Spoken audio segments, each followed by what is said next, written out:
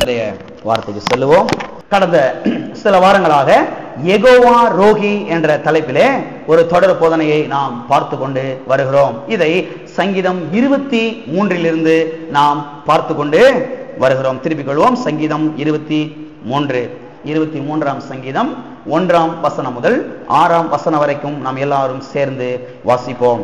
கர்த்தர் என் மேய்ப்பராய் இருக்கிறார், நான் தாழ்ச்சி அடையேன். அவர் என்னை புல்லுள்ள இடங்களில் மேய்த்து அமர்ந்த தண்ணீர்கள் அண்டையில் என்னை கொண்டு போய் விடுகிறார்.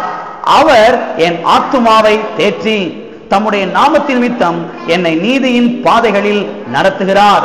நான் மரண இருளின் பள்ளத்தாக்கிலே நடந்தாலும் பொல்லாப்புக்கு பயப்படேன். தேவரீர் என்னோட கூட இருக்கிறீர். உமது கோலும் உமது தடியும் என்னை தேற்றும். என் சத்துருக்களுக்கு முன்பாக நீர் எனக்கு ஒரு பந்தியை ஆயத்தப்படுத்தி என் தலையை எண்ணெயால் அபிஷேகம் பண்ணுகிறீர். என் பாத்திரம் நிரம்பி வழிகிறது. என் ஜீவனுள்ள நாளெல்லாம் நன்மையும் கிருபையும் என்னை தொடரும். நான் கர்த்தருடைய வீட்டிலே நீடித்த நாட்களாய் நிலைத்திருப்பேன். இந்த சங்கீதத்தை தான் நாம் தொடர்ந்து பார்த்து கொண்டு வருகிறோம். அது மட்டுமல்ல, கடந்த வாரத்திலே எதை பார்த்தோம் என்று சொன்னால், 2ஆம் வசனத்தில் அமர்ந்த தண்ணீர் அண்டையில் என்னை கொண்டு போய் விடுகிறார் என்பதை நாம் பார்த்தோம். இதிலே ஆடுகள் தங்களுக்கு தேவையான தண்ணீரை எங்கே இருந்து பெற்றுக் கொள்கிறது என்பதை நாம் பார்த்தோம். ஆடுகள் தங்களுக்கு தேவையான தண்ணீரை 3 இடங்களில் இருந்து பெற்றுக் கொள்கிறது. ஒன்று, dew on the grass in the early morning, அதிகாலையில் புல்லின் மேல் வந்து இறங்கி நிற்கக்கூடிய அந்த பனி துளிகளில் இருந்து ஆடுகள் தங்களுக்கு தேவையான தண்ணீரை பெற்றுக் கொள்கிறது என்பதை நாம் பார்த்தோம். இரண்டாவதாக, எங்கே இருந்து இந்த தண்ணீரை பெற்றுக் கொள்கிறது என்று சொன்னால், from deep well, ஆழமான கிணறுகளில் இருந்து தண்ணீரை பெற்றுக் கொள்கிறது.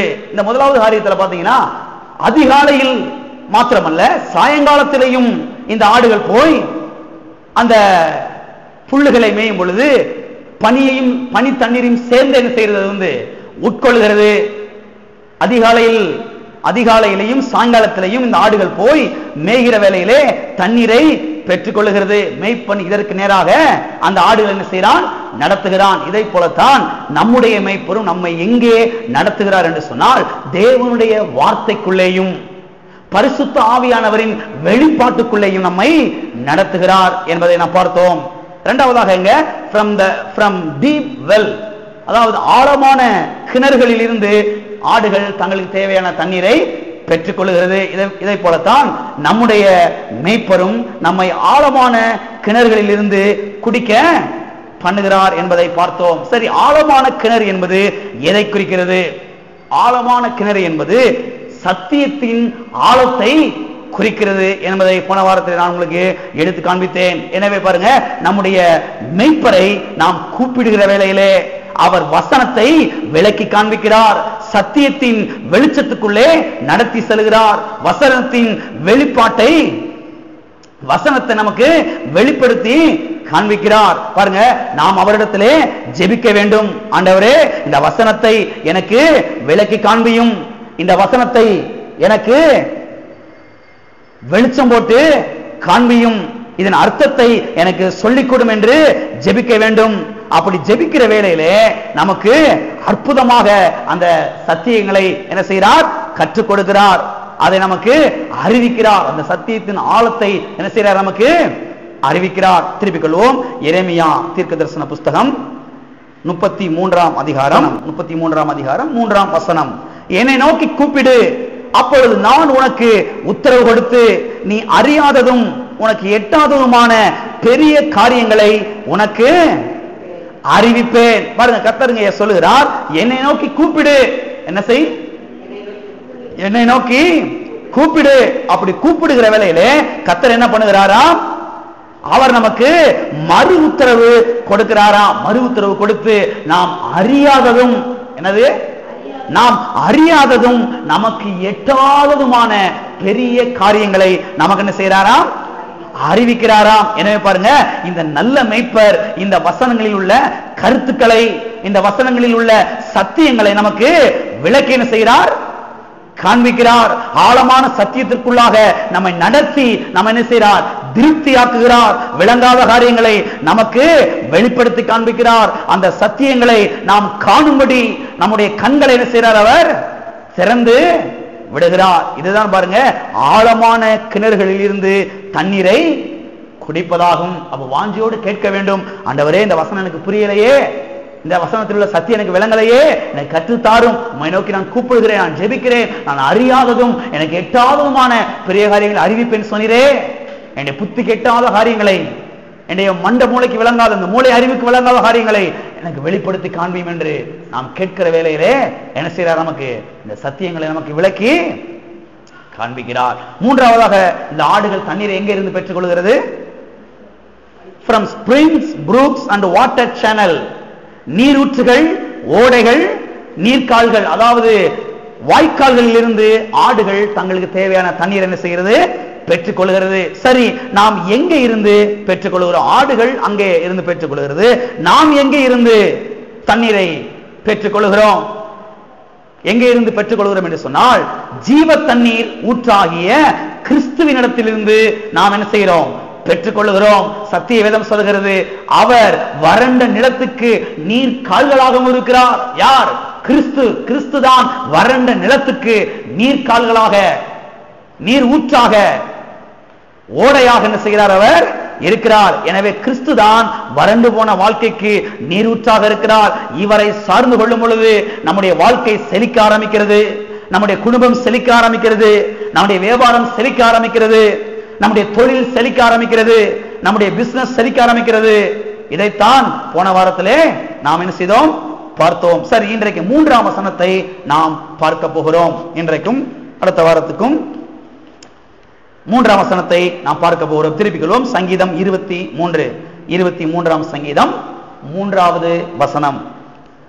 அவர் என் ஆத்துமாவை தேற்றி தம்முடைய நாமத்தின் நிமித்தம் என்னை நீதியின் பாதைகளில் நடத்துகிறார்.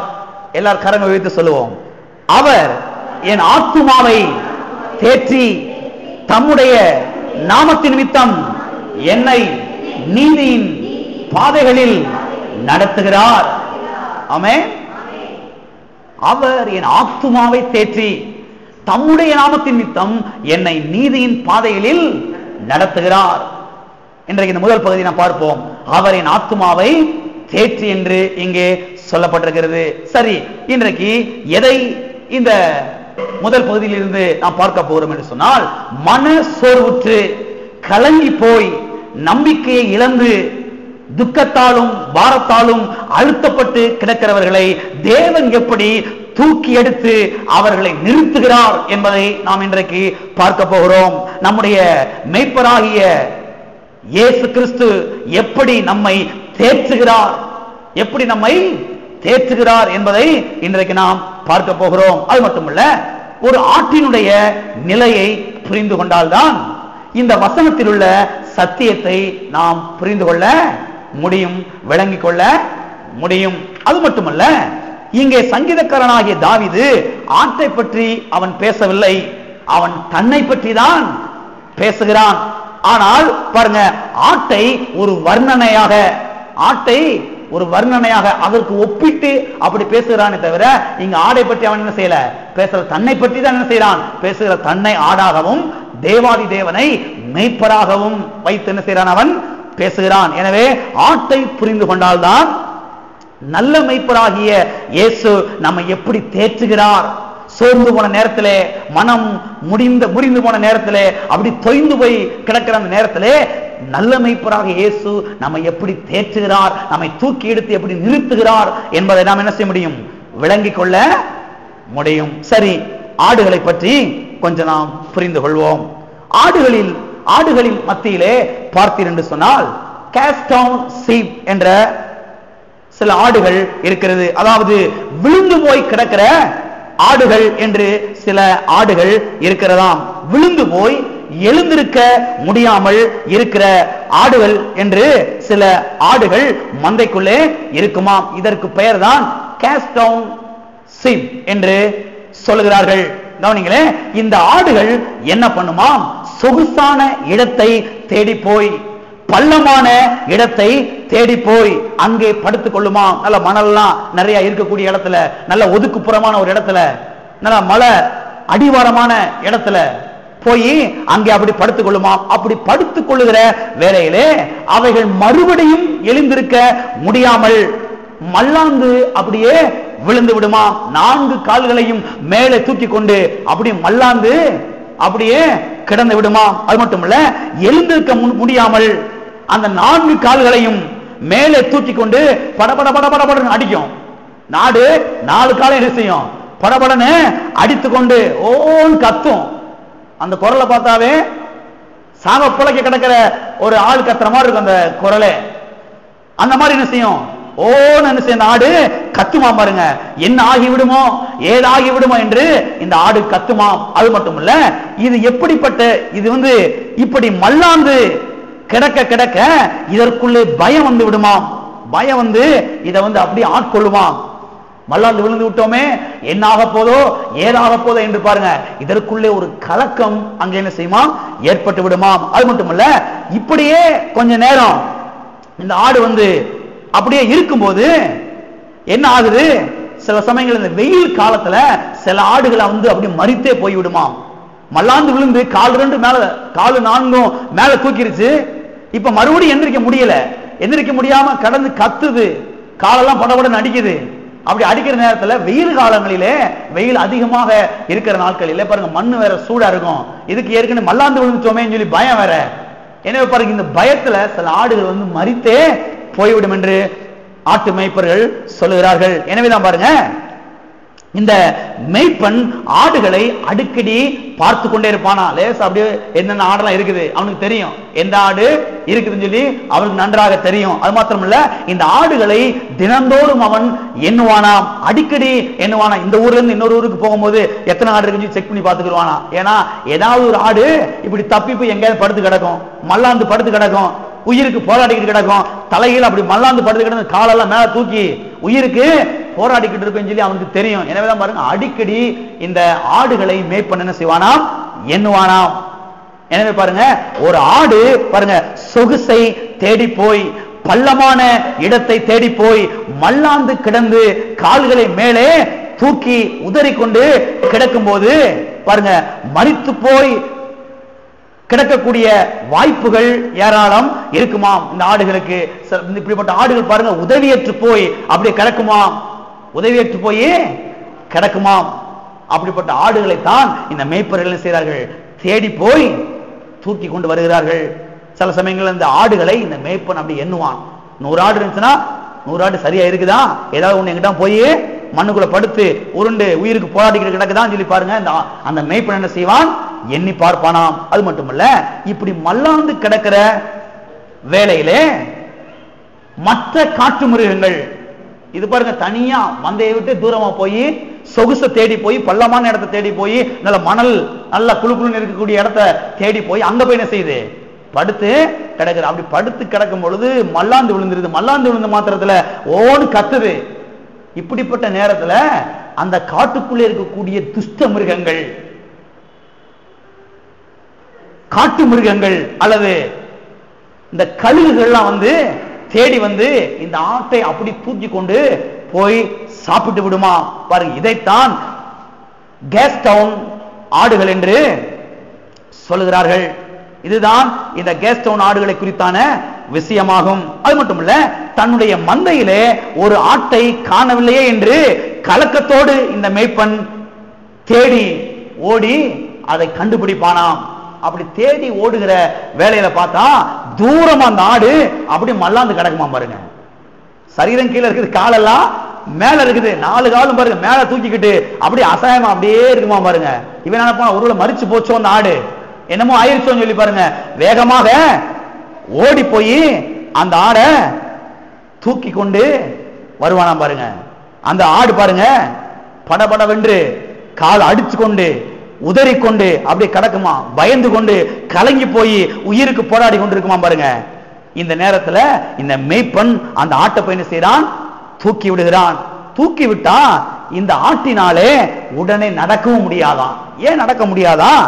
மல்லாந்து கிடந்ததுனால இப்ப கால மரத்து போச்சு, காலெல்லாம் மரத்து போச்சு, ரத்த ஓட்டமே காலில் இல்ல, ரத்த ஓட்டமே காலில் இல்ல.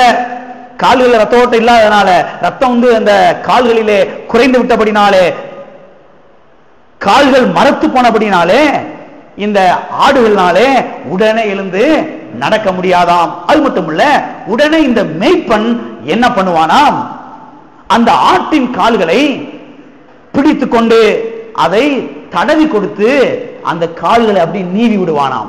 நம்ம பாருங்க, சுளுக்கு விழுந்தா நீவி விடுவோம், ஆட்களுக்கு சுளுக்கு விழுந்தா இந்த விளக்கெண்ணெய் கொண்டு வந்து போட்டு அந்த நரம் என்ன செய்வோம், அப்படியே நீவி விடுவோம். பாருங்க, இந்த ஆட்டு மேய்ப்பன் என்ன பண்ணுவானா, இந்த ஆடுகளை தூக்கி மடியில போட்டு அப்படியே அந்த கால்களை தடவி கொடுத்து அந்த கால்களை அப்படி என்ன செய்வானா, நீவி விடுவானா.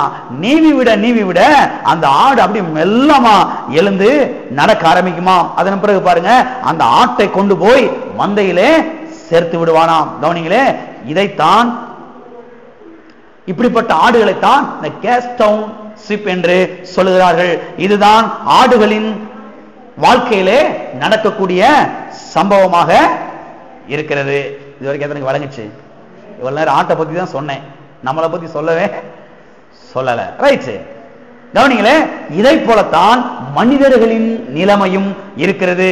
ஆவிக்குரிய ஜீவியத்திலே நாம் போய்கொண்டிருக்கிற வேளையிலே நமக்குள்ளே நடக்கிற சில சம்பவங்களினாலே மனசோர்வுகள் ஏற்படுகிறது, மனக்கலக்கங்கள் ஏற்படுகிறது, பயங்கள் ஏற்படுகிறது. இப்படி ஏற்படுகிற வேளையில் என்ன ஆகிவிடுகிறோம், ஆண்டவர் மீது உள்ள நம்பிக்கையே இழந்தவர்களைப் போல அப்படியே கிடந்து விடுகிறோம். சில ஆளை பார்த்தா சொல்லுவாங்க, பார்த்தாவே தெரியும், என்னங்க என்ன வாழ்க்கை, என்ன ஆச்சு, சபைக்கு போய் என்ன ஆச்சு, ஆண்டவர் தேடி என்ன ஆச்சு, ஞானஸ்தானம் எடுத்து என்ன ஆச்சு, அப்படி பாருங்க, நம்பிக்கை இழந்தவர்களாய் அப்படியே கிடப்பாங்க. பார்த்திருக்கீங்களா? இந்த ஆடு போய் அப்படியே மல்லாந்து கிடக்கிற மாதிரி சில விசுவாசிகள் என்ன செய்வாங்க, அப்படியே கிடப்பாங்க, அக்கடான்னு கிடப்பாங்க, அப்படியே செய்வாங்க, கிடப்பாங்க. இந்த சோர்விலே மூழ்கி போய் என்ன செய்கிறார்கள், விடுகிறார்கள். மனசோர்விலே கலங்கி போய் அப்படியே கிடக்கிறவரா என்ன செய்யறோம், சில சமயங்களில் நாம் இருக்கிறோம். அந்த கேஸ்டவுன் ஆடுகளைப் போல நாம் ஆகிவிடுகிறோம். கவனிங்களே, இதை குறித்து தான் சங்கீதக்காரனாகிய தாவீது 42ஆம் சங்கீதம் 11ஆம் வசனத்திலே சொல்லுகிறான். வாசிப்போம். சங்கீதம் 42:11. 42:11. என் ஆத்துமாவே நீ ஏன் கலங்குகிறாய், ஏன் எனக்குள் தியங்குகிறாய், தேவனை நோக்கி காத்திரு, என் முகத்திற்கு ரட்சிப்பும் என் தேவனுமாய் இருக்கிறவரை நான் இன்னும் துதிப்பேன். பாருங்க, இங்கே சொல்லுகிறான், என் ஆத்துமாவே நீ ஏன் கலங்குகிறாய், நீ ஏன் கலங்குகிறாய், ஏன் எனக்குள் தியங்குகிறாய், ஏன் எனக்குள் சோர்ந்து போகிறாய். கலங்கி போயிருக்கிற, சோர்ந்து போயிருக்கிற ஆத்துமாவை குறித்து சங்கீதக்காரன் என்ன செய்யறான், இங்கே பேசுகிறான். சில சமயங்கள்ல நம்முடைய ஆத்துமா அப்படியே சோர்ந்து போயிருது, அப்படியே கலங்கி போயிருது, அப்படியே தேங்கி போயிருது. என்னத்தை வாழ்ந்து என்ன ஆக போகுது அப்படின்ற மாதிரி ஒரு எண்ணம், அப்படி இருள் மூடிக்கொண்டதை போல அப்படி ஆகிவிடுகிறது. அந்த ஆடு பாருங்க தூரமா போய் அப்படியே மல்லாந்து கிடக்கிறது போல சில சமயங்களில் சில விசுவாசிகள் இப்படி மல்லாந்து கிடக்கிற மாதிரி செஞ்சிருவாங்க, ஆயிருவாங்க. சரி, மனிதர்கள் மத்தியிலே இப்படிப்பட்ட சோர்வுகள், மனக்கலக்கங்கள் வர காரணம் என்ன? ஆடுகள் பாருங்க, இது மந்தையை விட்டு தூரமா போய், சொகுச தேடி போய், நல்ல பள்ளத்தை தேடி போய் அங்க போய் படுக்கும் போது அது பாருங்க எந்திரிக்க முடியாம 4 காலு மேல எலும்பி படபடன்னு அடிச்சு மறுபடியும் எலும்பி நடக்க முடியாம அப்படி ஆகிருது. அதனால பாருங்க அதுக்குள்ள பயமும் கலக்கும் அப்படி சோர்வுகள் ஏற்பட்டு அப்படி கிடக்குது. சில சமயம் சில ஆடுகள் மரித்தே போகிறது. சில ஆடுகளை, அப்படிப்பட்ட ஆடுகளை துஷ்ட மிருகங்களை தூக்கி கொண்டு போய் சாப்பிட்டு விடுகிறது. அது அந்த பக்கத்தில் இருக்குது. ஆனால் மனிதர்கள் மத்தியிலே இப்படிப்பட்ட சோர்வுகள், அது அப்படி போனாலும் சோர்வாயிருது, பயந்துருது. மனிதர்கள் மத்தியிலே இப்படிப்பட்ட சோர்வுகள், மனக்கலக்கங்கள் வர காரணம் என்ன?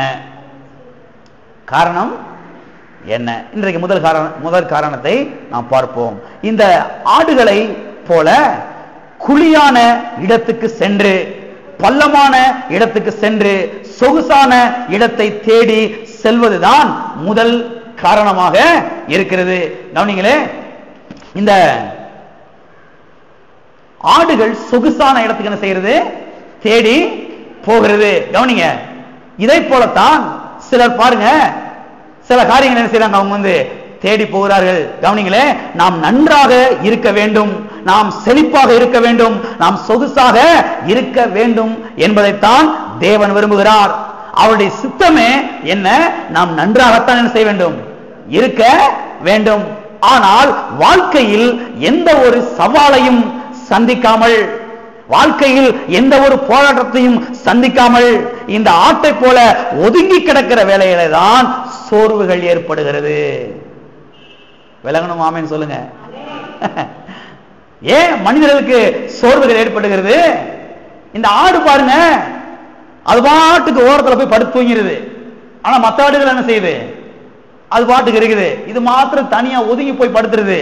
இத போல சில விசுவாசிகள் என்னங்க, எந்த ஒரு சவாலையும், வாழ்க்கையிலே வரக்கூடிய எந்த ஒரு சவாலையும் அவர்கள் சந்திக்காமல், எந்த ஒரு போராட்டத்தையும் சந்திக்காமல் இந்த ஆட்டை போல ஒதுங்கி போய் இருக்கிற வேளையிலே தான் அவர்களுக்கு சோர்வு என்ன செய்கிறது? ஏற்படுகிறது. கவனிங்களே, சோர்வுகள் வருகிறதற்கு ஒரு முக்கியமான காரணம் என்னவென்று சொன்னால், விசுவாசிகள் ஏனோதானமாக இருக்கிற ஒரு நிலை. இதை கவனித்துக் கொண்டே வாருங்கள். விசுவாசிகள் ஏனோதானமாக இருக்கிற நிலை, தங்கள் ஆவிக்குரிய ஜீவியத்தை குறித்து அக்கறைப்படாமல், அதை குறித்து ஒரு கவனம் செலுத்தாமல் ஏனோதானமாக இருக்கிற ஒரு நிலை. எது எப்படி இருந்தால் எனக்கு என்ன, நான் இப்படிதான் இருப்பேன். சில விசுவாசிகள் எப்படி இருப்பாங்க பாருங்க, எது எப்படி இருந்தா எனக்கு என்ன, நான் இப்படித்தான் இருப்பேன். ஏதோ சபைக்கு போவேன், சபைக்கு என்ன செய்வேன், போயிட்டு நான் பாட்டுக்கு என்ன செய்வேன், வருவேன்.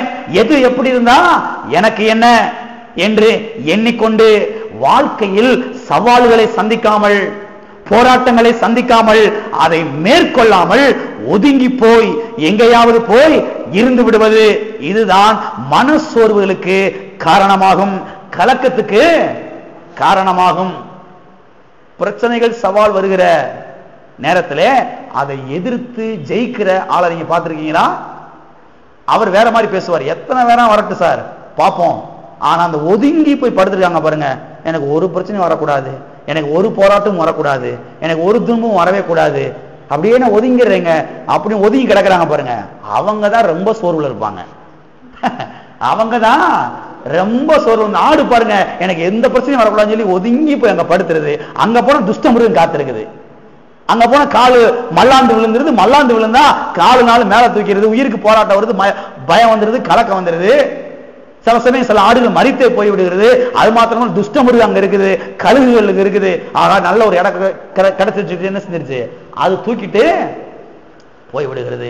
மனுஷருடைய வாழ்க்கையில் எப்படித்தான், வாழ்க்கையில எதிராக வரக்கூடிய சவால்களை சந்திக்காமல், போராட்டங்களை சந்திக்காமல், அதை மேற்கொண்டு ஜெயிக்காமல், எனக்கு எதுவும் வரக்கூடாது அப்படின்னு ஒதுங்கி போய் கிடக்கிற ஆளை பாருங்க, அவங்க தான் ரொம்ப பயந்து நடுங்கி வயிறெல்லாம் கலங்கி போய் என்ன ஆகுமோ ஏதாகுமோ என்று செய்வாங்க. அப்படிப்பட்ட நிலையில இருப்பாங்க. ஆனா வாழ்க்கையில வரக்கூடிய சவால்களை எதிர்த்து நின்று அதை முகமுகமாய் சந்தித்து, கர்த்தர் என்னோடு கூட இருக்கிறார், எவ்வளவு ஒரு பிரச்சனைனாலும் சரி, அதை விட கர்த்தர் பெரியவர், அவருடைய வார்த்தை பெரியது, அவருடைய நாமம் பெரியது, அவருடைய அபிஷேகம் பெரியது, அவர் பெரியவர், அவர் என்னோடு கூட இருக்கிறார், அவர் எனக்குள்ளே வாசம் பண்ணுகிறார், அதை நான் ஜெயிப்பேன், அதை தோற்கடிப்பேன், அதை ஒன்றுமில்லாமல் ஆக்கி போடுவேன், வெற்றி என்னுடையது என்று எதிரிட்டு அதை சவால்களை சந்தித்து வெற்றி பெறுகிற ஆளை பாருங்க, அவங்களுக்கு சோர்வே வராது.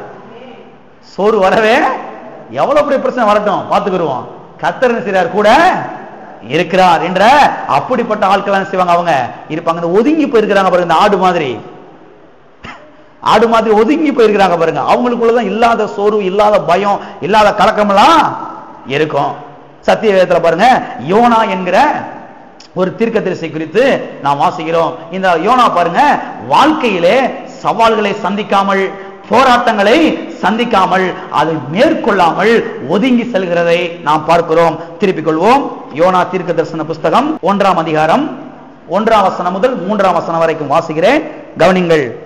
அமித்தாயின் குமாரனாகிய யோனாவுக்கு கர்த்தருடைய வார்த்தை உண்டாகி, அவர், நீ எழுந்து மகா நகரமாகிய நினிவேவுக்கு போய் அதற்கு விரோதமாக பிரசங்கி, அவர்களுடைய அக்கிரமம் என் சமூகத்தில் வந்து எட்டினது என்றார். அப்பொழுது யோனா கர்த்தருடைய சமூகத்தினின்று விலகி தர்சீசுக்கு ஓடி போகும்படி எழுந்து யோப்பாவுக்கு போய் தர்சீசுக்கு போகிற ஒரு கப்பலை கண்டு கூலி கொடுத்து தான் கர்த்தருடைய சமூகத்தினின்று விலகும்படி அவர்களோட தர்சீசுக்கு போக கப்பல் ஏறினான். கவனிங்களே, இங்கே யோனா என்கிற ஒரு தீர்க்கதரிசி குறித்து நாம் பார்க்கிறோம். பாருங்க, கர்த்தர் இந்த யோனா இடத்தில் சொல்லுகிறாரு, நீ நினிவேவுக்கு போ. நினிவேவில் இருக்கக்கூடிய மக்கள் எல்லாம் பயங்கரமான பாவத்தில் இருக்கிறாங்க, அக்கிரமத்தில் இருக்கிறாங்க. அவங்க நாட்டில் அழிவு வரப்போகுது. போய் பிரசங்கம் பண்ணு, போய் பிரசங்கம் பண்ணு. என்ன பிரசங்கம் பண்ண சொல்றாரு? அழிவு வரப்போகுது அப்படின்னு பிரசங்கம் பண்ண சொல்றாரு. கர்த்தர் சொன்ன மாத்திரத்துல இவன் என்ன பண்ணிருக்கணும்? போய் பிரசங்கம் பண்ணிருக்கணும், அவ்வளவுதான். ஆனால் பாருங்க, பிரசங்கம் பண்ணாம இவன் என்ன பண்றான்? கர்த்தர் சொல்றாரு, நீ நினிவேவுக்கு போ. நினிவேவுக்கு ஆனவன் எங்க போறான்? தர்சீசுக்கு போறான். தர்சீசுக்கு போறான், கூலி கொடுத்து டிக்கெட்லாம் வாங்கி என்ன செய்யறான்? போறான். கர்த்தருடைய சமூகத்தை விட்டு விலகி என்று இங்கே சொல்லப்பட்டிருக்கிறது. 3ஆம் வசனத்திலே கர்த்தருடைய சமூகத்தினின்று விலகி என்று சொல்லப்பட்டிருக்கிறது. கர்த்தருடைய சமூகத்தை விட்டு விலகி அவன் என்ன செய்யறான்? வேறே திசைக்கு என்ன செய்யறான்? செல்கிறான். நல்லா கவனிங்க, இந்த கர்த்தருடைய சமூகத்தை விட்டு, வாழ்க்கையின் சவால்களை விட்டு, எதிராக வரக்கூடிய அந்த போராட்டங்களை, பிரச்சனைகளை அவன் சந்திக்காமல், அதை மேற்கொள்ளாமல் அவன் ஓடினுடைய விளைவு என்ன தெரியுமா? வாழ்க்கையில மனசோர்வு, வாழ்க்கையில மனசோர்வு, சஞ்சலம் அவனை நிரப்ப ஆரம்பித்து விட்டது. மனசோர்வு வந்தபடினாலே அவன் எப்படி பேசுறான் தெரியுமா? வாசிப்போம். யோனாவின் தீர்க்கதரிசன புஸ்தகம் 4ஆம் அதிகாரம் 3ஆம் வசனம் 4ஆம் வசனம். கர்த்தருடைய சமூகத்தை விட்டு விலகி போறான். கர்த்தர் சொல்றாரு, போய் பிரசங்கம் பண்ணு சொல்லி. இவன் பிரசங்கம் பண்றதை விட்டுட்டு, எனக்கு வம்பே வேணாங்க, எனக்கு பிரச்சனையே வேணாம், நான் பாட்டுக்கு அக்கடான்னு போய் படுத்து தூங்கிடுறேன் அப்படின்னு சொல்லி பாருங்க, தர்சீசுக்கு போகிற கப்பல்ல கூலி கொடுத்து அங்க போய் நல்லா தூங்கிக்கிட்டு இருக்கிறான். எனக்கு வம்பே வேணாம், எனக்கு பிரச்சனையே வேணாம், எனக்கு போராட்டமே வேணாம். வீட்டுக்கு போய் வாசித்து பாருங்க இந்த 4 அதிகாரத்தையும். அவன் பாருங்க, கப்பலுடைய அடித்தட்டுக்கு போய் நல்லா கொரட்டை விட்டு தூங்கிக்கிட்டு இருக்கிறான். கொரட்டை விட்டு தூங்கிக்கிட்டு இருக்கிறான். புயல் வந்துருச்சு, கடல் கொந்தளிக்க ஆரம்பிச்சிருச்சு. கப்பல் இருக்கிற சரக்குகள் எல்லாம் அள்ளி கீழே போட்டாங்க. கப்பல் எப்படியா கரைக்கு போய் சேரணும்னு சொல்லி எல்லாரும் பயந்து நடிக்கிட்டு இருக்கான். இவன் பாட்டுக்கு போய் தூங்கிக்கிட்டு இருக்கிறான். ஏன் அப்படி தூங்குறானா? எனக்கு எந்த பிரச்சனையும் வரக்கூடாது, எனக்கு எந்த போராட்டமும் வரக்கூடாது, எனக்கு எந்த சோறும் வரவே, எந்த ஒரு கலக்கு மனசே கூடாது, வரக்கூடாது. நான் பாட்டுக்கு இருக்கணும், நான் பாட்டுக்கு சாப்பிடணும், நான் பாட்டுக்கு தூங்கணும். சில விசுவாசி இருப்பாங்க பாருங்க, எனக்கு எந்த பிரச்சனையும் வரக்கூடாது பாஸ்டர், ஜெபம் பண்ணுங்க பாஸ்டர், ஜெபம் பண்ணுங்க. கிணத்து என்ற பிரசங்காற்ற ஒரு மனுஷன் வந்தாரா பாருங்க, வந்து சொன்னாரா, பாஸ்டர் என் வாழ்க்கையில எந்த பிரச்சனையும் வரக்கூடாது, எனக்காண்டி ஜெபம் பண்ணுங்க. இவர் பாருங்க, உடனே சரிங்க கண்ணை மூடுங்க அப்படின்னு சொல்லி கண்ணை மூடி ஜெபம் பண்ணாராம். ஆண்டவரே, இந்த மனுஷனை பரலோகத்துக்கு எடுத்துக்கொள்ளுங்க. பரலோகத்துக்கு அவர் கண்ணை திறந்து, ஐயோ என்ன பாஸ்டர் பரலோகத்துக்கு எடுத்துக்கொள்ள முடியாது ஜெபம் பண்றீங்க, நீங்க கர்த்தருடைய மனுஷனாச்சு, உங்க ஜெபத்தை கர்த்தர் கேட்டுருவாரு, என்ன நீங்க எப்படி ஜெபம் பண்ணிக்கிட்டு இருக்கீங்க? அவர் சொன்னாரா, கிணத்தைன்னு சொன்னாரா, பிரச்சனையே இல்லாத ஒரு இடம் தெரியுமா? பரலோகம் தான். உனக்கு பிரச்சனையே வரக்கூடாதுன்னா நீ எங்கதான் போனோம்? பரலோகம் தான் போனோம். இங்க இந்த பூமியில இருக்கிற வரைக்கும் என்ன வரத்தான் செய்யும்? பிரச்சனைகள் வரத்தான் செய்யும், சவால்கள் வரத்தான் செய்யும், போராட்டங்கள் வரத்தான் செய்யும்.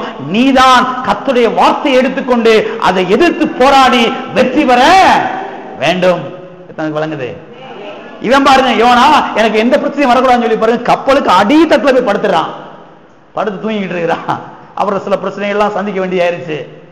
கடைசி நேரத்தில் பாருங்க, இவன் இந்த பிரச்சனைகளை சந்திக்காம, அதை ஜெயிச்சு அதை வெற்றி பெறாம ஒதுங்கி போனனுடைய விளைவு பார்த்தீங்கன்னா என்ன ஆயிடுச்சுன்னா, வாசிக்கிற பாருங்க 4ஆம் அதிகாரம். மனசோர்வு வந்தபடினாலே இவன் எப்படி பேசுகிறான் பாருங்க. 4ஆம் அதிகாரம் 3ஆம் வசனம்.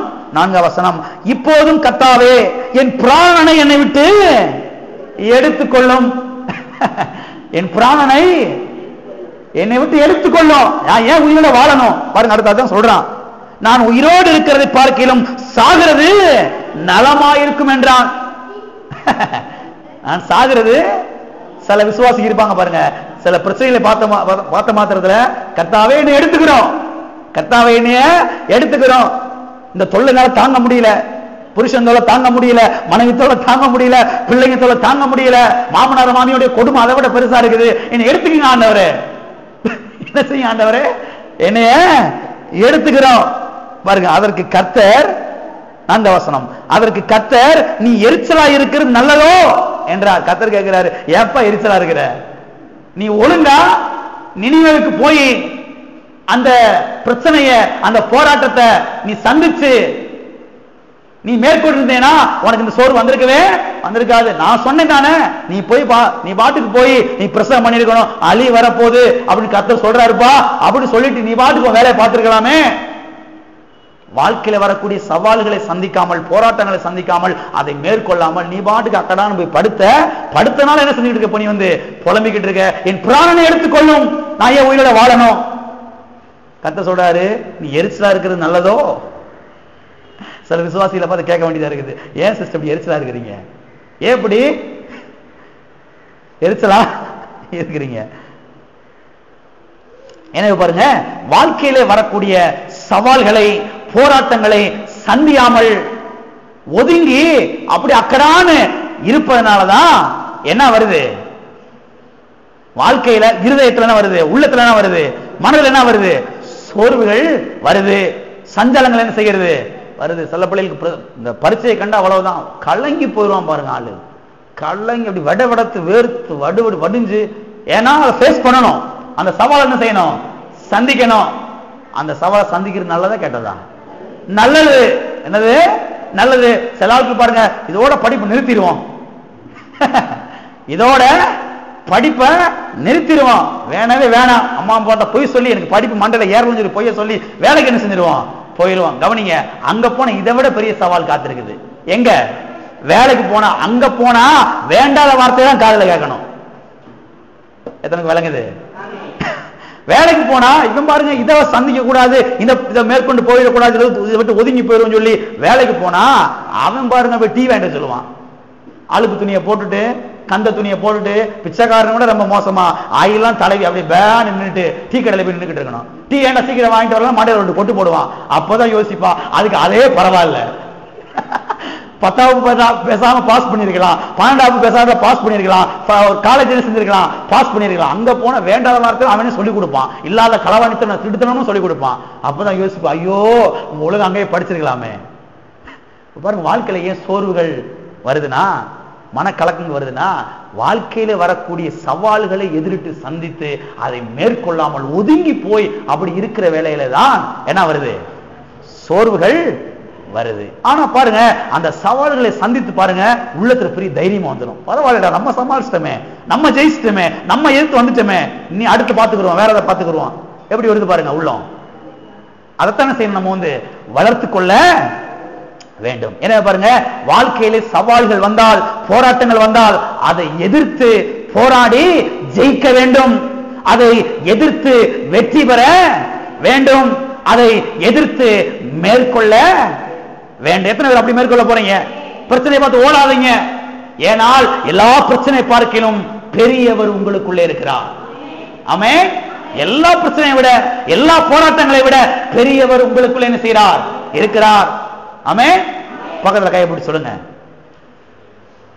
வாழ்க்கையிலே சவால்கள், போராட்டங்கள் வந்தால் அதை எதிர்த்து போராடி ஜெயிங்கள், அதை எதிர்த்து வெற்றி பெறுங்கள், அதை எதிர்த்து மேற்கொள்ளுங்கள். எத்தனை பேர் மேற்கொள்ள போறீங்க? பயந்து ஓட போறீங்களா? மேற்கொள்ளுங்க. மேற்கொள்றதுல தான் விஷயமே இருக்குது இல்லையா? மேற்கொள்றதுல தான் விஷயமே இருக்குது. இன்னொரு உதாரணத்தை பார்ப்போம். பழைய ஏற்பாட்டிலே எலியா என்ற தீர்க்கதரிசி குறித்து நாம் பார்க்கிறோம். எலியா என்ற தீர்க்கதரிசி குறித்து பார்க்கிறோம். 1 ராஜாக்கள் 19ஆம் அதிகாரம், 1 ராஜாக்கள் 19ஆம் அதிகாரம் 4ஆம் வசனம் முதல் 7ஆம் வசனம் வரைக்கும் வாசிக்கிறேன், கவனிங்கள். பழைய ஏற்பாட்டில் 1 ராஜாக்கள் 19ஆம் அதிகாரம் 4ஆம் வசனம் முதல் 7ஆம் வசனம் வரைக்கும். அவன் வனாந்தரத்தில் ஒரு நாள் பிரயாணம் போய் ஒரு சூரை செடியின் கீழ் உட்கார்ந்து நான் சாக வேண்டும் என்று கோரி, போதும் கர்த்தாவே, என் ஆத்துமாவை எடுத்துக்கொள்ளும், நான் என் பிதாக்களை பார்க்கிலும் நல்லவன் அல்ல என்று சொல்லி ஒரு சூரை செடியின் கீழ் படுத்துக்கொண்டு நித்திரை பண்ணினான். அப்பொழுது ஒரு தூதன் அவனை தட்டி எழுப்பி, எழுந்திருந்து போஜனம் பண்ணு என்றான். இங்கே எலியாவை குறித்து நாம் பார்க்கிறோம். எலியா சொல்லுகிறான், நான் சாக வேண்டும். நான் என்ன செய்யணும்? சாக வேண்டும். என்னை எடுத்துக்கொள்ளும். நான் நல்லவன் கிடையாது. நான் நல்லவன் கிடையாது. நான் சொல்றேன், என்னுடைய பிதாக்களை பார்க்கிலும் நான் நல்லவனோ, நான் சாக வேண்டும். நான் சாகணும். கவனிங்க, இதுக்கு முந்தின அதிகாரத்துல நீ வீட்டுல போய் வாசித்து பாருங்க. வரலாறு நடக்காத ஒரு சம்பவம் நடந்துச்சு. அங்க சரித்திரத்தில் நடக்காத சம்பவமே நடந்துச்சு. வீட்டுக்கு போய் வாசித்து பாருங்க. இதுக்கு முந்தின அதிகாரத்துல வானத்திலிருந்து அக்கினி இறங்கி வருது. எலியா ஜெபம் பண்ண உடனே வானத்திலிருந்து அக்கினி இறங்கி வந்து அங்க இருக்கக்கூடிய அந்த பலியை அப்படி என்ன செய்தது? சாப்பிட்டு விட்டது. பெரிய காரியத்தை செய்யறான் எலியா. அவ்வளவு பெரிய காரியத்தை செய்த எலியா, அவ்வளவு பெரிய போராட்டத்தை, சவாலை சந்தித்த எலியா, அடுத்த உடனே இன்னொரு சவால் வருது. இன்னொரு சவாலை பார்த்தோன்னே அப்படி சோர்ந்து போயிட்டாரு ஆளு. ஒரு சவாலை சந்திச்சு ஜெயிச்சிட்டாரு. இப்ப இன்னொரு சவால் வருது. இன்னொரு சவால் வந்த மாத்திரத்துல அப்படியே சோர்ந்து போயிடுறாரு. எசபேல் என்கிற ஒரு பெண் சொல்றான், இந்த எலியாவை எங்க பார்த்தோம் தூக்கிட்டு வாங்கயா, தலையை வெட்டி என்ன செய்யுங்க, எடுத்துட்டு வாங்க என்று பாருங்க. அந்த எசபேல் என்கிற அந்த பெண் சவால் விடுகிறாள். இதை கேட்ட மாத்திரத்துல இவன் பாருங்க போய் ஒரு சூர செடிக்கு கீழே படுத்து அந்த படத்தை அழுதுக்கு கிடக்குறான். ஆலமரத்துக்கு கீழே படுத்துருக்கல, எங்க படுத்திருக்கிறான்? ஒரு சூறை செடி, சின்ன செடி கீழே போய் படுத்து கிடந்துட்டு சொல்றான், நான் சாக வேண்டும் ஆண்டவரே, கர்த்தாவே என்னை எடுத்துக்கொள்ளும், என் பிதாக்களை பார்க்கலும் நான் நல்லவனோ. இப்பதாங்க பெரிய ஒரு சவாலை சந்திச்சான். பெரிய சவாலை சந்திச்சு பாருங்க வெற்றி பெற்று வந்திருக்கிறான். அடுத்து ஒரு சவால் வருது. அந்த சவாலையும் இவன் என்ன செய்திருக்கலாம்? சந்தித்து ஜெயித்திருக்கலாம். ஆனா பாருங்க உள்ளத்துல சோர்வு, மனக்கலக்கம். ஐயோ அடுத்து ஒரு சவால் வந்துருச்சு, என்ன பண்றது, இதை நம்மளால சமாளிக்க முடியாது அப்படின்ற பாருங்க, நான் சாக வேண்டும் என்று என்ன செய்யறான்? அவன் புலம்புகிறான். கவனிங்களே, வாழ்க்கையிலே சவால்கள் வரத்தான் செய்யும். எத்தனை ஆமென் சொல்றீங்க? வாழ்க்கையில சவால்கள் வரத்தான் செய்யும். வருகிற சவால்களை எதிர்த்து என்ன செய்ய வேண்டும்? ஜெயிக்க வேண்டும். சோர்ந்து போய்விட கூடாது. ஆமென். சரி, சோர்வு எங்கே வருகிறது? சோர்வு எங்கே வருகிறது? திருப்பிக் கொள்வோம். சங்கீதம் 23. வாழ்க்கையில் வரக்கூடிய சவால்களை நாம் எதிர்த்து ஜெயிக்க வேண்டும். சரி, சோர்வு எங்கே வருகிறது? வாசிப்போம். சங்கீதம் 23:3. அவர் என் ஆத்துமாவை தேற்றி, அவர் என் ஆத்துமாவை தேற்றி. எதை தேற்றி? ஆத்துமாவை தேற்றி. எதை தேற்றுகிறார்? ஆத்துமாவை தேற்றுகிறார். சரி, ஏன் ஆத்துமாவை தேற்றும் என்று இங்கே சங்கீதக்காரன் சொல்லுகிறான். ஏன் ஆத்துமாவை தேற்றும் என்று சங்கீதக்காரன் சொல்லுகிறான் என்று சொன்னால், ஆத்துமாவிலே தான் சோர்வு வருகிறது. சோர்வு எங்கே வருகிறது? ஆத்துமாவிலே, மனதிலே தான் சோர்வு ஏற்படுகிறது. பலவிதமான பிரச்சனைகளை சந்திக்கிற வேளையிலே, பலவிதமான போராட்டங்களை சந்திக்கிற வேளையிலே ஆத்துமாதான் சோர்ந்து போய் விடுகிறது. எனவேதான் பாருங்க, என் ஆத்துமாவை தேற்றும் என்று சங்கீதக்காரன் சொல்லுகிறான். எல்லாம் சொல்லுவோம், என் ஆத்துமாவை தேற்றும், என் ஆத்துமாவை தேற்றும். அப்ப சோர்வு எங்க வருது? ஆத்துமாவுல சோர்வு வருது. இருதயத்துல சோர்வு வருவது கிடையாது. அதாவது ஆவி மனுஷனிலே சோர்வு வருவது கிடையவே கிடையாது. அது கர்த்தர் தந்த தீபமாக இருக்கிறது. அது பாருங்க நல்ல தைரியமா இருக்குது. வர்ற பிரச்சனையை பார்ப்போம், சந்திப்போம், கர்த்தர் கூட இருக்கான்னு சொல்லி ஆவி மனுஷன் சொல்றான். ஆனா மனது பாருங்க என்ன செய்யுது? அப்படியே சோர்ந்து போய் விடுகிறது. நம்மகிட்ட அவ்வளவு பணம் இல்லையே, நம்மகிட்ட அவ்வளவு காசு இல்லையே, நமக்கு அவ்வளவு திராணி இல்லையே, அவ்வளவு நமக்கு பலன் இல்லையே, இந்த காரியத்தை எப்படி சந்திக்க போறேன்னு சொல்லி பாருங்க மனதில் என்ன செய்யற ஒரு பெரிய சோர்வு ஏற்பட்டு விடுகிறது. எனவேதான் பாருங்க சங்கீதக்காரன் தாவீது சொல்லுகிறான், அவர் என் ஆத்துமாவை தேற்றி. அவர் என்ன செய்யறார்? என் ஆத்துமாவை தேற்றி. அவ பாருங்க, ஆத்துமாவில தான் சோர்வு ஏற்படுகிறது. இந்த ஆத்துமாவை தான் நாம் என்ன செய்ய வேண்டும்? தேற்ற வேண்டும். எத்தனை பேர் உங்க ஆத்துமாவை நீங்களே தேற்றி இருக்கிறீங்க? தேற்றி இருக்கிறீங்களா? சில சமயம் நானே தட்டிக்கிறது அப்படியே என்னை யாரும் தட்டி கொடுக்க மாட்டாங்க, வந்து யாரும், நானே தட்டிக்கிறது. பயப்படாத, கர்த்தர் உன் கூட இருக்கிறாரு, சோர்ந்து போகாத. அந்த பிரச்சனையை பார்க்கலாம் கர்த்தர் என்னது பெரியவர், அந்த போராட்டத்தை பார்க்கலாம் கர்த்தர் பெரியவர், கர்த்தர் உன் கூட இருக்கிறார், உனக்கு தான் வெற்றி என்று நானே எனக்கு நான் தட்டி கொடுத்துக்கிறது. இனிமே அப்படி தட்டி கொடுத்துக்கீங்க உங்களை நீங்களே. வேற யாரும் வந்து தட்டி கொடுக்க மாட்டாங்களா அப்படின்னு அதுக்காக சோர்ந்து போயிடாதீங்க. நம்மளை என்ன ஏதுன்னு விசாரிக்க மாட்டேங்கிறாங்களே, இவங்க எவ்வளவு பிரச்சனை சந்திச்சுக்கிட்டு இருக்கோம், இவங்க என்ன ஏதுன்னு கேட்டாங்களா, யாரும் கேட்க வேணாம், யாரும் கேட்க வேணாம். உங்களை நீங்களே தட்டிக்கிங்க, கர்த்தருடைய வார்த்தையை கொண்டு தட்டிக்கிங்க. ஆத்துமாவே ஏன் கலங்குற, ஏன் தேங்குற, ஏன் சோர்ந்து போகிற, பயப்படாத, கர்த்தர் உன்னோடு கூட இருக்கிறார். அவர்களோடு இருக்கிறவர்களை பார்க்கிலும் நம்மோடு இருக்கிறவர்கள் அதிகம். அவர்களோடு இருக்கிற பார்க்கிலும் நம்மோடு இருக்கிறவர்கள் அதிகம். எத்தனை விசுவாசிக்கிறீங்க? எதிரினுடைய பக்கத்தில் இருக்கிற ஆளை விட நம்ம பக்கத்தில் இருக்கிற ஆட்கள் யாரு எவ்வளவு அதிகம். ஆமென். எனவே பாருங்க, நம்மை நாமே தட்டி கொடுக்க வேண்டும். ஆத்துமாவே சோர்ந்து போகாதே, கலங்காதே, திகையாதே, கர்த்தர் உன்னோடு கூட இருக்கிறார். அவர் உன்னை பலப்படுத்தி உனக்கு சகாயம் பண்ணுவார். அவர் உன்னை பலப்படுத்தி உனக்கு சகாயம் பண்ணுவார். நீதியின் வலது கரத்தினாலே அவர் உன்னை என்ன செய்வார்? தாங்குவார். நீ சோர்ந்து போக வேண்டாம், நீ திகைக்க வேண்டாம், நீ கலங்கி போக வேண்டாம். கர்த்தர் உன் பலனாக என்ன செய்கிறார்? இருக்கிறார் என்று உங்களை நீங்கள் என்ன செய்ய வேண்டும்? தட்டி கொடுக்க வேண்டும், தேற்றிக்கொள்ள வேண்டும். ஆமென். சரி, எப்பொழுது இந்த சோர்வு நீங்குகிறது அதை பார்த்து நாம் முடிப்போம். சங்கீதம் 42 சங்கீதம் 11 வசனம். 42 சங்கீதம் 11 வசனம். என் ஆத்துமாவே நீ ஏன் கலங்குகிறாய், ஏன் எனக்குள் தேங்குகிறாய்? தேவனை நோக்கி காத்திரு. கவனிங்க, தேவனை நோக்கி காத்திரு. கவனிங்க, பிரச்சனைகள், போராட்டங்கள் இதெல்லாம் வந்த மாத்திரத்துல மக்கள் என்ன பண்ணிடுறாங்க? அங்கேயும் ஓட ஆரம்பிச்சுறாங்க. அங்க ஓடுவாங்க, இங்க ஓடுவாங்க, கையும் ஓடல, காலும் ஓடல, சோறு ஆக்க முடியல, குழம்பு வைக்க முடியல. பார்த்திருக்கீங்களா? அப்படியே பட பட பட பட படன்னு இருப்பாங்க. ஆனால் இங்கே சங்கீதக்காரனாகி தாவீது சொல்லுகிறான், தேவனை நோக்கி காத்திரு. எல்லாம் சொல்லுங்க, தேவனை நோக்கி காத்திரு. யாரை நோக்கி காத்திரு? அங்கேயும் ஓடுறத நிறுத்திட்டு என்ன செய்ய போறோம், ஏது செய்ய போறோம், இதை எப்படி சமாளிக்க போறோம், இதை எப்படி நம்ம ஜெயிக்க போறோம், இதை எப்படி மேற்கொள்ள போகிறோம் என்று அங்கேயும் ஓடிக்கொண்டு இருப்பதை நிறுத்திவிட்டு என்ன செய்ய வேண்டும்? தேவனை நோக்கி காத்திரு. தேவனை நோக்கி காத்திரு. அடுத்து வாசிக்கிறேன் பாருங்க. என் முகத்துக்கு ரட்சிப்பும், என் முகத்துக்கு ரட்சிப்பும் பாதுகாவலும் விடுதலையும் என் தேவனமாய் இருக்கிறவரை நான் இன்னும் துதிப்பேன். என்ன செய்வேன்? துதிப்பேன். கவனிங்களே, இந்த சோர்வு, மனக்கவலைகள், சஞ்சலங்கள் எப்பொழுது நீங்கும் என்று சொன்னால் கர்த்தரை நோக்கி நாம் காத்திருக்கிற வேளையிலே. இரண்டாவதாக அவரை நாம் துதிக்கிற வேளையிலே. என்ன செய்யணும்? இந்த சோர்வான நேரத்துல நீங்க கர்த்தரை துதிச்சு பாருங்களே. எத்தனை அப்படி துதிச்சிருக்கிறீங்க? சோர்வான நேரத்துல, அப்படியே மனம் கலங்குகிற நேரத்துல அருமையான பாடல் எடுத்து பாடும் பொழுது அந்த எல்லா சோர்வுகளும் நீங்கி பெரிய ஒரு சமாதானம் உள்ளத்தை என்ன செய்யும்? நிரப்பும். எத்தனை பேர் அனுபவிச்சிருக்கிறீங்க?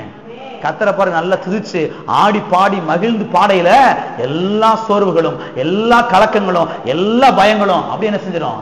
ஓடி போயிடும். நல்ல நிம்மதியா படுத்து தூங்குவோம். காலை எழுப்பி பார்த்தா அந்த பிரச்சனையே ஒண்ணுமில்லாம போயிடும். அந்த பிரச்சனையே ஒண்ணுமில்லாம போயிடும். பாருங்க, சோர்வு வருகிற நேரத்திலே நம்ம என்ன செய்ய வேண்டும்? கர்த்தருடைய சமூகத்திலே காத்திருக்க வேண்டும். கர்த்தருடைய சமூகத்துல காத்திருக்க வேண்டும். காத்திருந்து அவரை துதிக்க வேண்டும். அவரை என்ன செய்ய வேண்டும்? துதிக்க வேண்டும். அப்படி துதிக்கிற வேளையில துதிக்க கூட சில சமயம் வாய் வராது, கிடுகிடு நடுங்கும். என்ன பண்ண போறோம்? அந்த சமயத்துல நல்ல போர்ஸா வாயை திறந்து விடுதலையோடு கூட நாம் கர்த்தரை துதிக்கும் பொழுது, நல்ல அந்நிய பாஷையில நிறைந்து பேசும் பொழுது எல்லா சோர்வுகளும், எல்லா மனக்கவலைகளும் நம்ம விட்டு என்ன செய்யும்? ஓடி போய்விடும். இன்னொரு காரியத்தை பார்ப்போம். சங்கீதம் 119 சங்கீதம் 92 வசனம்.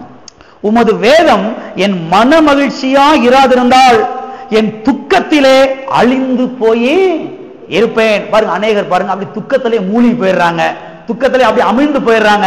இங்கே சங்கீதக்காரனாய் தாவீது சொல்லுகிறான், உமது வேதம் என் மன மகிழ்ச்சியா இராதிருந்தால் நான் என்ன செஞ்சிருப்பேன்? அப்படி துக்கத்துல மூழ்கி போயிருப்பேன் என்று சொல்லுகிறான். அப்ப பாருங்க, சங்கீதக்காரன் பலவிதமான போராட்டங்களை, பலவிதமான சவால்களை அவன் தன்னுடைய வாழ்க்கையிலே சந்தித்தவன். அப்படி சந்திக்கிற வேளையிலே அந்த சோர்வுகளை அவன் எப்படி ஜெயித்தான், அந்த கலக்கத்திலிருந்து எப்படி வெளியே வந்தான், அந்த போராட்டத்திலே அவன் எப்படி ஜெயித்தான், அந்த சவால்களை எப்படி அவன் முகமுகமாய் சந்தித்து வெற்றி பெற்றான் என்று சொன்னால், அதற்கு பாருங்க பதில் அவனே இங்க சொல்லுகிறான், உமது வேதம் என் மன மகிழ்ச்சி. உமது வேதம் பாருங்க, போராட்டம் வர்ற நேரத்துல, சவால்கள் வர்ற நேரத்துல என்ன பண்ணணும்? வேதத்தை வாசிக்கணும். என்ன செய்யணும்? வேதத்தை அதிகமா வாசிக்கணும். பிரச்சனையே சிந்திச்சுக்கிட்டு இருக்க கூடாது, அந்த போராட்டத்தையே சிந்திச்சுக்கிட்டு இருக்க கூடாது. என்ன பண்ண போறோம், ஏது பண்ண போறோம்னு சொல்லி அதவே நினைச்சு இன்னும் கொஞ்சம் அப்படியே துக்கத்துல மூழ்கி போக கூடாது. அதுக்கு பதிலா என்ன பண்ணணும்? வேதத்தை என்ன செய்யணும்? வாசிக்க வேண்டாம். எனக்கு ஒரு சகோதரி தெரியும் பாருங்க. இந்த சகோதரி ஒரு கவர்மெண்ட்ல வேலை பார்த்துக்கிட்டு இருந்தாங்க, ஒரு பெரிய ஆபீசரா இருந்தாங்க. அவங்க சகோதரி மேல பாருங்க சில பொல்லாத வழக்குகள்லாம் போட்டுட்டாங்க.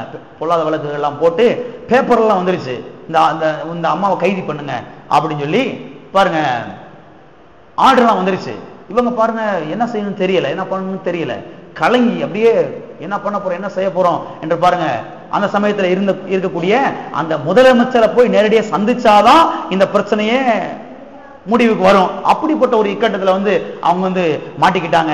அந்த மாதிரி நேரத்துல பாருங்க அவங்க என்ன பண்ணாங்கன்னா, அதிகமாய் கர்த்தருடைய வேதத்தை வாசிக்க ஆரம்பிச்சாங்க. ஆண்டவரே எனக்கு என்ன செய்யணும் தெரியல, என்ன பண்ண எனக்கு தெரியல, இந்த பிரச்சனையை எப்படி நான் சந்திக்க போறேன், இந்த போராட்டத்தை எப்படி நான் சந்திக்க போறேன், இந்த சவாலை எப்படி நான் மேற்கொள்ள போறேன் என்று பாருங்க அவர்கள் எண்ணி பாருங்க அதிகமான நேரத்தை கர்த்தருடைய வேதத்திலே அவர்கள் செலவிட்டார்கள். அப்படி செலவழிக்கிற நேரத்தில் பாத்தீங்கன்னா ஒரு டைம் வரும் பொழுது அந்த சமயத்தில் இருக்கக்கூடிய முதலமைச்சரை போய் சந்திக்கக்கூடிய ஒரு வாய்ப்பை கர்த்தர் அங்கே என்ன செய்தார், அவர்களுக்கு ஏற்படுத்தி கொடுத்தார். அவங்க பாருங்க போய் சந்திச்சுட்டு என்கிட்ட சொன்னாங்க பாருங்க, உள்ள போனா கட்டுக்கட்டா கொண்டுட்டு போனாதான் அந்த பிரச்சனையை சரியாக்கிட்டு வெளியில வர முடியும். அப்படிப்பட்ட ஒரு சூழ்நிலை. உள்ள பார்க்க போனாவே தட்டு நிறைய போலாம், அதெல்லாம் வாங்கிட்டு நிறைய அதுக்கு மேலேயும் வச்சு கொஞ்சம் கட்டெல்லாம் வச்சு கொண்டு போய் கொடுத்து என்னமா சொல்லி என்னமா பேசி அப்படிதான் அந்த காரியத்திலிருந்து என்னமா ஒரு பண்ணி வெளியில வர முடியும். எனவே மற்ற மக்கள் செய்யறத போலவும் கூட நாங்களும் சில சமயங்கள் அப்படிதான் கொஞ்சம் போனோம், கொஞ்சம் இதெல்லாம் வாங்கி வச்சுட்டு தான் உள்ள போனோம். போனதுக்கு அந்த முதலமைச்சர் சொன்னாங்க, நீங்க மறுபடியும் போய் வேலையில ஜாயின் பண்ணுங்க, நான் உங்களை ஒண்ணுமே செய்ய மாட்டேன், இந்த பணத்தை நீங்க கொண்டு போயிருங்க, இந்த பணத்தை நீங்களே கொண்டு போயிருங்க, எனக்கு 5 பைசா வேணாம், நீங்க கொண்டு போயிருங்கன்னு சொல்லி அந்த முதலமைச்சர் சொல்லியிருக்கிறார். என்கிட்ட சொன்னாங்க பாருங்க, ஆச்சரியத்திலும் ஆச்சரியம். உள்ள போனா பணம் வாங்காம என்ன செய்ய மாட்டாங்க, வெளியில விட மாட்டாங்க. இத்தனை கொடு, இவ்வளவு கொடுத்தா அதை போய் மறுபடியும் ஜாயின் பண்ணலாம் வேலையில அப்படின்னு சொல்லுவாங்க. ஆனா அன்னைக்கு கர்த்தர் அவ்வளவு அற்புதம் என்ன செஞ்சாரு, செய்தார். இதுக்கு காரணம் என்ன தெரியுமா? பிரச்சனை வந்த மாத்திரத்துல, சவால்கள் வந்த மாத்திரத்துல இவர்கள் அதிகமான நேரம் கர்த்தருடைய வேதத்தில் என்ன செய்தார்கள், நேரத்தை செலவிட்டார்கள். என்ன செய்யறது, என்ன பண்றது, அந்த எம்எல்ஏ பிடிப்புமா, இந்த எம்பியை பிடிப்புமா, இவரை விட பெரிய ஆளை, இவருக்கு நெருங்கின பிஏவை போய் பிடிப்புமான்னு சொல்லி அலையாம இவங்க என்ன பண்ணாங்க, கர்த்தருடைய வேதத்துல அதுல மன மகிழ்ச்சியா இருந்தாங்க, அதுல இன்ட்ரெஸ்டா இருந்தாங்க, அதுல களி கூர்ந்தாங்க, அதுல வாசிக்கிறதுல ஆர்வமா இருந்தாங்க. ஆண்டவரே என்ன சொல்லுகிறீர், என்ன சொல்லுகிறீர், என்னை பற்றி எப்படி எப்பெல்லாம் நீர் இந்த எழுதி வைத்திருக்கிறீர், என்னை குறித்து என்ன நோக்க வைத்திருக்கிறீர் என்று பாருங்க. அதுல பாருங்க மன மகிழ்ச்சியா இருந்ததுனால கர்த்தர் பாருங்க அந்த பிரச்சனையிலிருந்து ஒரு பெரிய வெற்றி கொடுத்தார். அந்த பிரச்சனையை சந்தித்து அதை மேற்கொள்ளக்கூடிய ஒரு பலனை கர்த்தர் செய்தார், அவர்களுக்கு கொடுத்தார். எனவே பாருங்க, இந்த ஆத்துமா சோர்ந்து போகிற நேரத்திலே நாம் என்ன செய்ய வேண்டும், கர்த்தரை நோக்கி காத்திருக்க வேண்டும், கர்த்தருடைய பிரசன்னத்தில் தங்கி இருக்க வேண்டும், கர்த்தரை நாம் துதிக்க வேண்டும். பிறகு என்ன பண்ண வேண்டும், வேதத்திலே மனமகிழ்ச்சியா என்ன செய்ய வேண்டும், இருக்க வேண்டும். 93ஆம் வசனத்தை வாசித்து நாம் முடிப்போம். நான் ஒருபோதும் உம்முடைய கட்டளைகளை மறக்க மாட்டேன், அவைகளால் நீர் என்னை உயிர்ப்பிக்கிறீர்.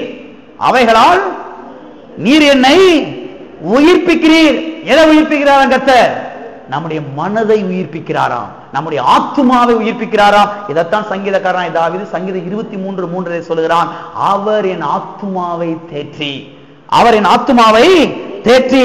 இங்கே சொல்லுகிறான், அவைகளால் நீர் என்னை உயிர்ப்பியும், என் ஆத்துமாவை உயிர்ப்பியும், என் மனதை என்ன செய்யும், உயிர்ப்பியும் என்று சொல்லுகிறான். எதனால உயிர்ப்பியும்? உம்முடைய கட்டளைகளாலே. கட்டளை என்று சொல்லும் பொழுது கர்த்தருடைய வார்த்தையை அது குறிக்கிறது. உடைய வார்த்தையாலே என்னுடைய மனதை என்ன செய்யும், உயிர்ப்பியும் என்று இங்கே சங்கீதக்காரனாய் தாவீது ஜெபிக்கிறான். எனவே பாருங்க, வாழ்க்கையிலே சவால்கள் போராட்டங்கள் வருகிற வேலையிலே தான் பாருங்க நாம் சோர்ந்து போய் விடுகிறோம். அதெல்லாம் நான் சந்திக்க கூடாது, அதெல்லாம் நான் சந்திக்க மாட்டேன்னு சொல்லி பாருங்க அப்படியே ஒதுங்கி போய் விடுகிற வேலையில தான் சோர்வு என்ன செய்கிறது, உள்ளத்திலே மனதில் என்ன செய்கிறது, ஏற்படுகிறது. ஆனால் அப்படி ஒதுங்கி நாம் போய்விடக்கூடாது. அதை நாம் பாருங்க எதிரிட்டு முகமுகமாய் சந்தித்து அந்த சவால்களை நாம் என்ன செய்ய வேண்டும், சந்தித்து ஜெயிக்க வேண்டும், மேற்கொள்ள வேண்டும். இதற்குரிய எல்லா பலனையும் எல்லா வல்லமையும் கர்த்தர் நமக்கு என்ன செய்திருக்கிறார், கொடுத்திருக்கிறார். எல்லா பிரச்சனையை விட கர்த்தர் பெரியவர். அவருடைய வார்த்தை பெரியது, அவருடைய நாமம் பெரியது, அவருடைய அபிஷேகம் பெரியது. அவர் பெரியவர். அந்த பெரியவர் நமக்குள்ள என்ன செய்கிறார், இருக்கிறார். அவர் நம்மை விட்டு விலகுவதும் இல்லை, நம்மை கைவிடுவதும் இல்லை. அப்ப பாருங்க, போராட்டம் வருகிற வேளையிலே, சவால்கள் வருகிற வேளையிலே நாம் அங்கே இங்கே என்ன செய்யக்கூடாது, ஓடக்கூடாது. ஓடாமல் என்ன செய்ய வேண்டும், கர்த்தருடைய சமூகத்திலே காத்திருக்க வேண்டும். கர்த்தரை நாம் துதிக்க வேண்டும். வேதத்திலே மனமகிழ்ச்சியா இருக்க வேண்டும். அந்த வேதத்திலே மனமகிழ்ச்சியா நாம் இருக்கும் பொழுது சத்திய வேதம் என்ன பண்ணுகிறது, நம்முடைய மனதை அப்படியே உயிர்ப்பிக்கிறது. என்ன செய்கிறது, மனதை உயிர்ப்பிக்குது. மனதை உயிர்ப்பித்தா இப்ப என்ன சொல்ல ஆரம்பிக்கிறது, பாப்போம், வரலாம், பார்த்துருவோம். ஒரு கை பார்த்துருவோம் இந்த பிரச்சனைய.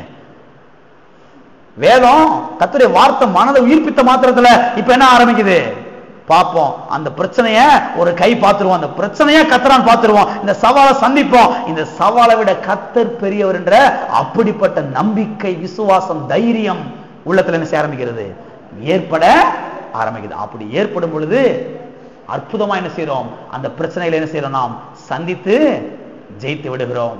ஆமென். எல்லாம் இழந்திருப்போம். அடுத்த வாரத்தில் நாம் தொடர்ந்து பார்ப்போம். ஆண்டவரே, ஸ்தோத்திர ஆண்டவரே, thank you Lord, hallelujah. கர்த்தாவே, எல்லா பிரச்சனையை விட நீர் பெரியவர், எல்லா போராட்டங்களை விட நீர் பெரியவர், எல்லா சவால்களை விட நீர் பெரியவர். ஆண்டவரே, உம்முடைய வார்த்தை பெரியது, உம்முடைய நாமம் பெரியது, உம்முடைய ரத்தம் பெரியது ஆண்டவரே, உம்முடைய அபிஷேகம் பெரியது ஆண்டவரே. ஓ உமக்கு ஸ்தோத்திரம், ஸ்தோத்திரம் ஆண்டவரே. வாழ்க்கையில வருகிற பிரச்சனைகளை, சவால்களை கண்டு நான் ஒரு நாளும் ஒதுங்கி போக மாட்டேன் ஆண்டவரே. அதை முகமுகமாய் சந்தித்து நான் வெற்றி பெறுவேன், நான் ஜெயிப்பேன். ஏனென்றால் எல்லா பிரச்சனைகளை விட, சவால்களை விட பெரியவர் நீர் என்னோடு கூட இருக்கிறீர். கர்த்தாவே, நீர் என்னோடு கூட இருக்கிறீர். ஓ உமக்கு நன்றி, உமக்கு நன்றி ஆண்டவரே, உமக்கு நன்றி ஆண்டவரே. ஓ உமக்கு ஸ்தோத்திரம், ஸ்தோத்திரம் கர்த்தாவே, ஸ்தோத்திரம் தேவனே. ஹalleluya, ஹalleluya, ஹalleluya. ஓ உமக்கு நன்றி, உமக்கு நன்றி ஆண்டவரே, உமக்கு நன்றி ஆண்டவரே, நன்றி ஆண்டவரே, நன்றி ஆண்டவரே, நன்றி ஆண்டவரே, நன்றி ஆண்டவரே. ஹalleluya, ஹalleluya, ஹalleluya. ஸ்தோத்திரம் கர்த்தாவே, ஸ்தோத்திரம் ஆண்டவரே, ஸ்தோத்திரம் ஆண்டவரே. ஓ உமக்கு நன்றி ஆண்டவரே. ஓமை நாங்கள் துதிக்கிறோம், துதிக்கிறோம் ஆண்டவரே. ஹalleluya, ஹalleluya, ஹalleluya. ஸ்தோத்திரம் ஆண்டவரே. உம்முடைய வார்த்தை எங்களுடைய மனமகிழ்ச்சியாய் மாறட்டும். உம்முடைய வார்த்தை எங்களுடைய மனதை உயிர்ப்பிக்கட்டும் ஆண்டவரே. உம்முடைய சமூகத்திலே அமர்ந்து காத்திருந்து உம்மை துதிக்கிறவர்களாய் நாங்கள் இருக்க எங்களுக்கு உதவி செய்யுங்க ஆண்டவரே. சவால்களை முகமுகமாய் சந்தித்து அதை ஜெயிக்கிறவர்களாய் நாங்கள் வாழ எங்களுக்கு உதவி செய்யுங்க கர்த்தாவே. ஓ உமக்கு நன்றி. இந்த ஆடுகளைப் போல ஒதுங்கி போய் நாங்கள் படுத்து விடாதபடிக்கு கர்த்தாவே, நாங்கள் எழும்பி நின்று இந்த சவாலை சந்தித்து வெற்றி பெற ஜெயிக்க எங்களுக்கு உதவி செய்ய கர்த்தாவே. ஓ உமக்கு நன்றி, உமக்கு நன்றி ஆண்டவரே, நன்றி ஆண்டவரே. எங்கள் அன்பின் பிதாவே, கர்த்தராகிய இயேசு நாமத்தில் உம்முடைய சமூகத்திலே நாங்கள் வருகிறோம். ஆசீர்வதிக்கப்பட்ட அந்த வேலைக்காக ஸ்தோத்திரம் ஆண்டவரே. அதுக்கு ஒவ்வொருவருடைய கருத்தில் நாங்கள் கொடுக்கிறோம் கர்த்தா. பலவிதமான பிரச்சனையினாலே, பலவிதமான போராட்டத்தினாலே இவருடைய உள்ளத்தில் ஏற்பட்டிருக்கிற எல்லா மனக்கவலைகள், சோர்வுகள், பயங்கள், கலக்கங்கள் எல்லாம் இயேசுவின் நாமத்தினாலே இவர்களை விட்டு நீங்குவதாக. இயேசுவின் நாமத்தினாலே கர்த்தாவே உமக்கு ஸ்தோத்திரம் ஆண்டவரே. இந்த வார்த்தை உடைய மனதை உயிர்ப்பிக்கட்டுமே கர்த்தாவே. இந்த வார்த்தை இவர்களை தேற்றட்டுமே கர்த்தாவே. இந்த பிரச்சனையை விட நீர் பெரியவர், இந்த வார்த்தை பெரியது என்ற ஒரு பெரிய தைரியம், நம்பிக்கை அவர்களுக்கு உள்ளே ஏற்பட்டுமே கர்த்தாவே, எழும்பட்டுமே கர்த்தாவே. தகப்பனே உமக்கு ஸ்தோத்திரம், ஸ்தோத்திரம் ஆண்டவரே. அதிகமாய் உடைய வார்த்தையில நேரத்தை செலவிட்டு மனதை புதுப்பித்துக் கொள்ள, மனதை உயிர்ப்பித்துக் கொள்ள இவர்கள் உதவி செய்யும்படியாக நாங்கள் ஜெபிக்கிறோம். இவருடைய தேவையெல்லாம் நீ சந்திங்க கர்த்தாவே. இவர்களுக்கு எதிராக வருகிற எல்லா பிரச்சனைகள் வேரோடு பட்டு போவதாக இயேசு நாமத்தினாலே. பொல்லாத நாவுகள் கட்டப்பட்டு போவதாக. ஜெயம் எடுக்கிற கர்த்தாவே, வெற்றி இவர்கள் கொடுத்தபடியால் உமக்கு ஸ்தோத்திரம். எப்பொழுதும் எல்லா இடங்களிலேயும் வெற்றி சிறக்க பண்ணுகிற கர்த்தாவே, கிறிஸ்துவுக்குள்ளே பெரிய வெற்றி இவர்களுக்கு உண்டாகிறபடியால் ஸ்தோத்திரம். அவ்விதமாய் செய்கிறீரற்காக உமக்கு நன்றி. இயேசு நாமத்தில் பிதாவே. என் ஆத்துமாவே கர்த்தரை ஸ்தோத்திரி, பரிசுத்த நாமத்தை ஸ்தோத்திரி. என் ஆத்துமாவே கர்த்தரை ஸ்தோத்திரி, கர்த்தர் செய்த சகல உபகாரங்களையும் மறவாதே. நம்முடைய கர்த்தராகிய இயேசு கிறிஸ்துவின் கிருபையும் பிதாவாகிய தேவனுடைய அன்பும் பரிசுத்த ஆவியானவருடைய ஐக்கியமும் இப்போதும் எப்போதும் நம் அனைவருடன் கூட சதாகாலங்களிலும் இருப்பதாக.